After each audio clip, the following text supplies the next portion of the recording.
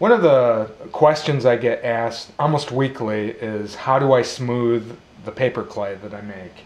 And when I say paper clay, I'm talking about a homemade combination of paper mache paste, which what I typically use is water, white glue, liquid starch, and flour.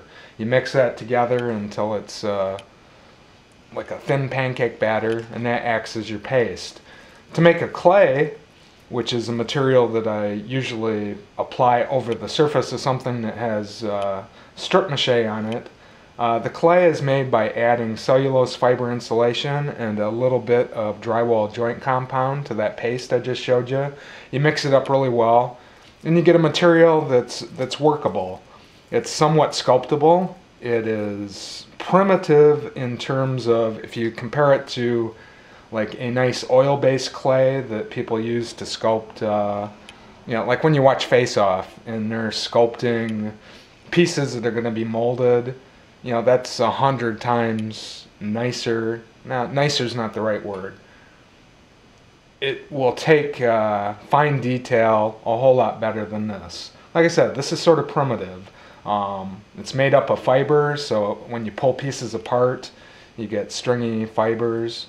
But there is a way to work with it. As you play with it, you learn what it can and cannot do. And for the purpose of this video, I'm not going to show you so much as how to sculpt with it as to how to get a smooth finish. What I'm going to demo on is this pumpkin that's in process, or in progress, I guess. And what I'm going to do is add the backside, which means accentuating the ridges, run a ridge from the top to the bottom. And for the pumpkins, it's not really a lot of sculpting, it's just you want to get a nice smooth surface. And by the very nature of this clay, no matter how smooth you get it, it's never going to dry to like a porcelain finish. You're never going to get something that's super smooth. If you want that, you need to either choose another material, or if you are using this clay, you need to find another medium that you can apply over the top of it to get it super smooth. In all cases, when I work with this clay, I always start just by applying it by hand. And in this case, I'm just applying a simple ridge from the top of my pumpkin to the bottom of my pumpkin. And using my hands, I'm going to attempt to get it as smooth as possible. Oops, my little ridge is crooked. These are a bunch of pumpkins that I actually had started last summer, and I never finished them, so they're sitting in my garage waiting to be finished. So I brought one in this morning, and I thought this would make a good demonstration.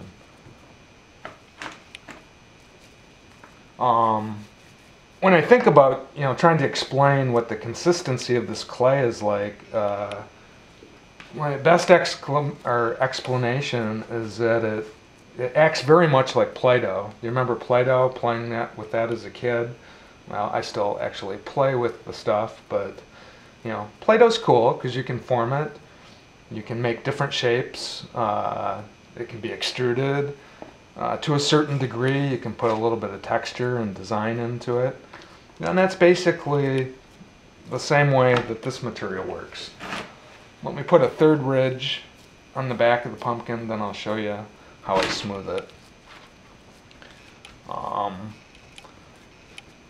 This clay is really versatile. The more I've used it, I've been using it for, I think since 2006 was the first time I ever used paper clay.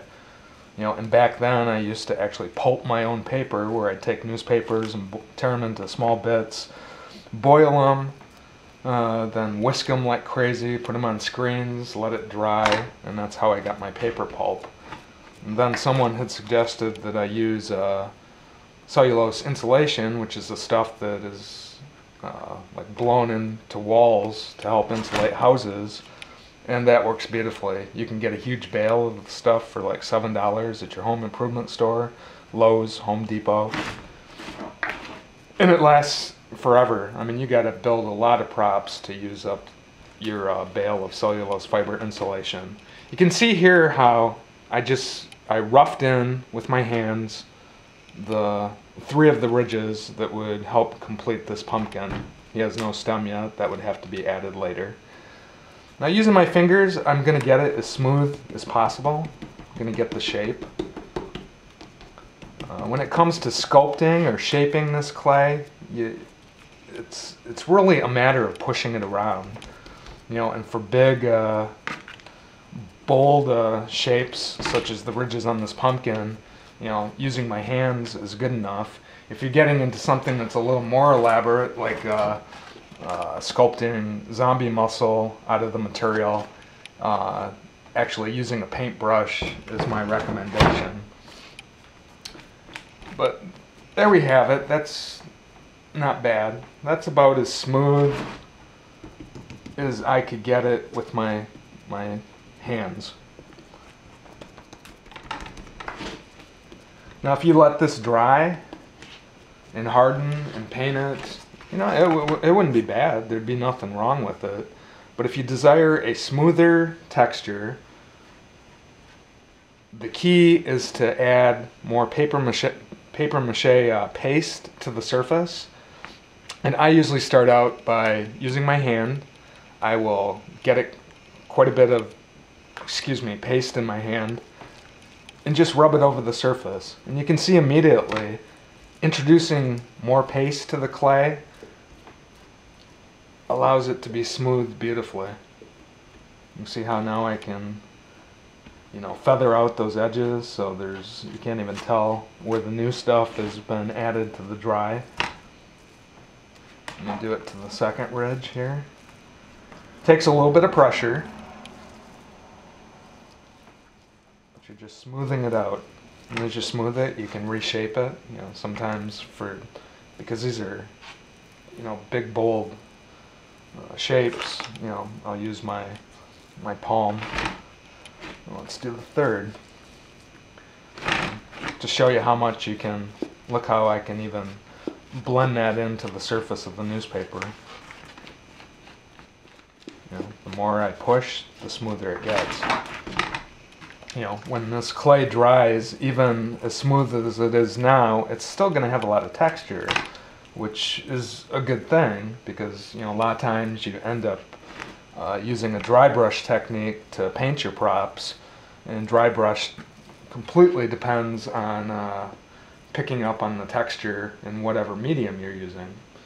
You know, using a contrasting paint, if I paint this black and then run a paintbrush that has extremely, you know, very little white paint on it, it's just gonna cover the highlights of the clay and it's gonna really bring the texture out. And one of the advantages to using this clay is the texture of this actually resembles pumpkin skin really well. Okay, that's nice and smooth. You know what, I would even call that good. But if you're dealing with more intricate textures or you want it even smoother, when working with clay, one of your best friends is a paintbrush. I'm going to choose a smaller chip brush here, and it's the same exact thing. Get it coated in paste, and then rub it over the top of the clay, and you can smooth it even more. And for the case of the pumpkins, something that happens, you know, happy accident, but it works really well, is you tend to get those lines that you find in real pumpkins. They form in your paper clay. So again, when it dries and you use a dry brush technique, you know, that pattern is picked up, and it helps sell the illusion that you've actually created a pumpkin. And you can even skip using your hands if you want. You could jump right to the brush. But see how it moistens the clay, makes it a lot more spreadable, and I can pull it into, you know, some of the little cracks and crevices. And in the case with the zombie that's sitting there, you know, I used a variety of smaller paintbrushes. Let me find a smaller one, you know, such as this and this and this.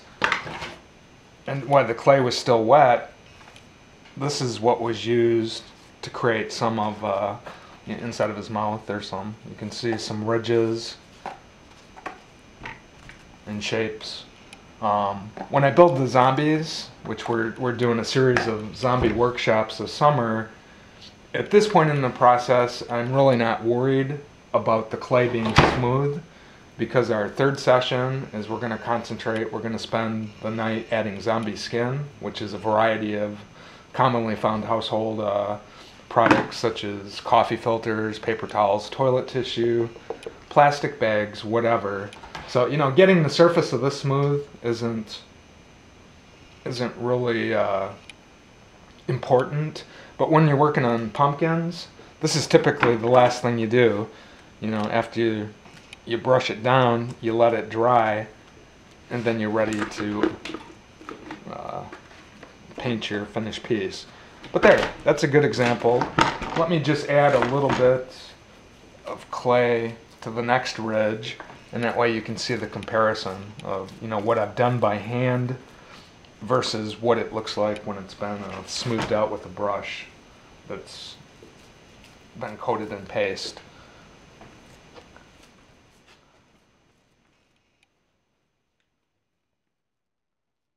I think this is the first pumpkin I've worked on in 2013. I forgot they are sort of fun to do. But there we go. My hands with no paste added. You know, that's typically the texture you get. Again, not horrible. You know, it would convince me. I wouldn't complain about it. But if you want it smoother, just a matter of add more paste to the surface, use a little bit of pressure, and you can smooth the clay out very nicely.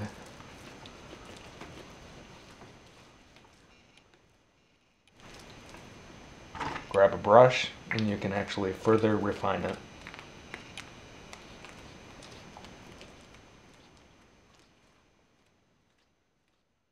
Just like that. Okay, hope that helps answer the question on how do I get a smooth surface on my paper clay. Use your hands and use a brush and introduce a lot more paper mache paste to the surface. That's it for now. Thanks for watching, and I will talk to you later.